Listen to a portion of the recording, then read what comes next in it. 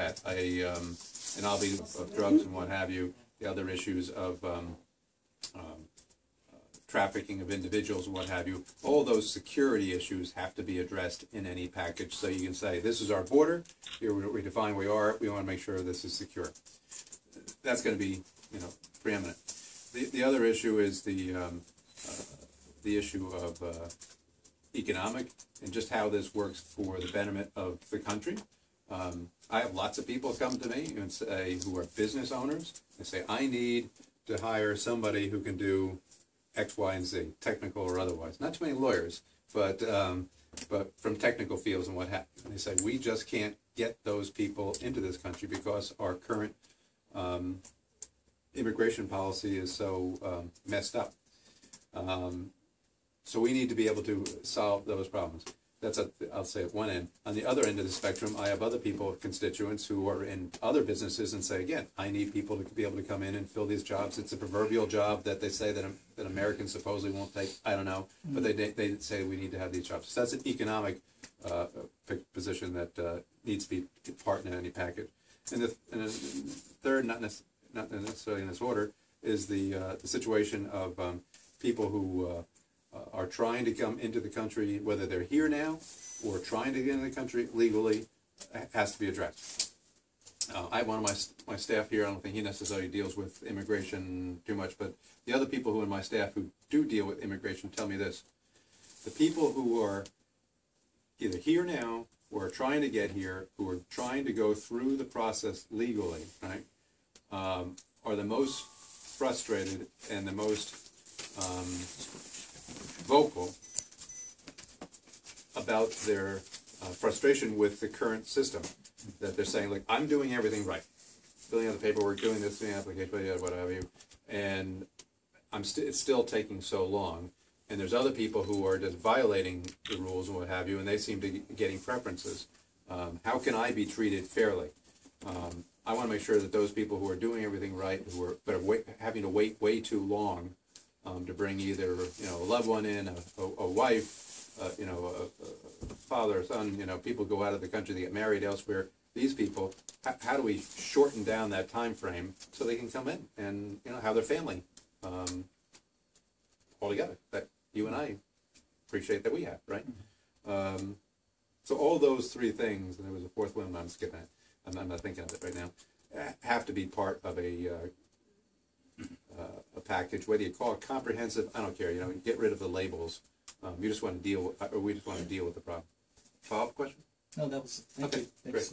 We're doing your business. She's here doing her business, and he wants to come in and open up the exact same business. A town doesn't have the right to tell him you're not allowed to come in here because there's already two in the same business next door to you. As long as the city street is zoned, commercial, small business, however it's zoned, and he comes in on in part of that zoning, that's small business or commercial business, and he fits all the zoning laws, the town can't say, we're going to protect you and keep your business here and to his disadvantage and keep you out. The town, there's no legal, we have a lawyer here, there's no legal right for the town to say no to him. That would be, that was thrown out, if I remember from law school, years ago, under would be exclusionary zoning, and where the town would try to say, no, we don't like him, either he's anti-competitive or we don't like him for any other reason, any bad reason, race, sex, or anything like that. The town just can't do that. If he meets all the requirements, square footage, setbacks, health codes, and everything else like that, he's allowed to come in and open up his business. And if he has more money and can lower his price than you do, then he stays in business and the other ones don't. Or if you're able to raise more money or what have you, it's all the free market at that point. And I'll look to the lawyer. Am I saying anything that's... No, I definitely agree. Anti-competitive practices, and I'm not an expert in this area. If a business comes in and prices its goods below a certain level or something like that, right. There's a term for that in law. I don't know what it is. It's anti-competitive pricing. But doesn't usually happen in the bakery or the ice cream business. That happens in electronics or that sort of thing, and then you can get a lawsuit over that area. Sorry, I don't have a good answer, but that's the free market capitalist system. Can I? Yes. Trans So what we were trying to do on the Sandy Relief Act, was to do a couple things. First was to provide for accountability in the legislation, which was not in the Katrina legislation from a few years back. Katrina is not this area. This area has Irene. Irene. Yeah, well, I'd have to look. I'm not sure about. As I know, you opposed to Irene support, but you. I don't remember the specific funding on Irene. It was Katrina that I did not support, Okay. and so I'm just, as I sit here right now, I'm not remembering the specific legislation on Irene. I thought Irene simply came through the funding that was in place already for FEMA and the like. In Katrina, which was a while back, I had concerns about the waste that was going out of it and looked for some accountability, and so we tried to get that into Sandy. And in Katrina also, there was the issue of money not actually getting to the people who were actually hurt. The money was going to, where was the money going? It was going to people all over the rest of the country, if you remember. And so we raised those issues here with Sandy.